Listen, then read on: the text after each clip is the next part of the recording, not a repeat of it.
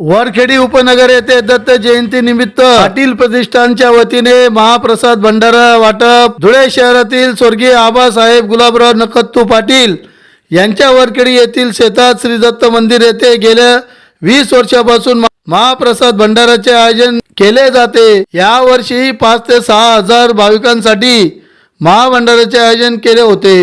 यावेळी पंचक्रोशीतील महिला भगिनी व भक्त दर्शनासाठी एकच गर्दी केली होती। तसेच सर्व भक्तांनी महाप्रसाद भंडाराचा लाभ घेतला। यावेळी ज्ञानेश्वर कत्तू पाटील, अनिल कत्तू पाटील, अजय गुलाब पाटील, विजय गुलाब पाटील व समस्त नांदे परिवार व भक्त मोठ्या संख्येने महाप्रसादासाठी उपस्थित होते। वडील स्वर्गीय गुलाबराव कत्तू पाटील सालाबाराप्रमाणे यंदाही दत्त जयंतीचा दरवर्षाप्रमाणे मागील 20 वर्षापासून आम्ही महाप्रसादाचा लाभ देतोय वरकडे आले दत्त भक्तांना।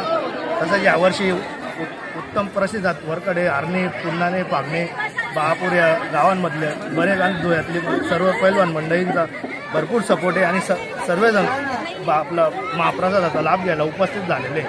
अखंड 20 वर्षापासून आमचा दत्त जयंतीनिमित्त महाप्रसाद चालू राहतो।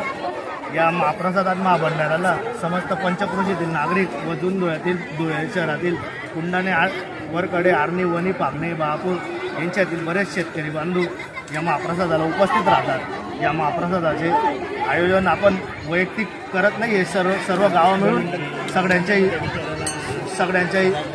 प्रयत्नाने सक्षम होते। एकच झाले इडा पिळा टोळ बळीराजाचे राज्य।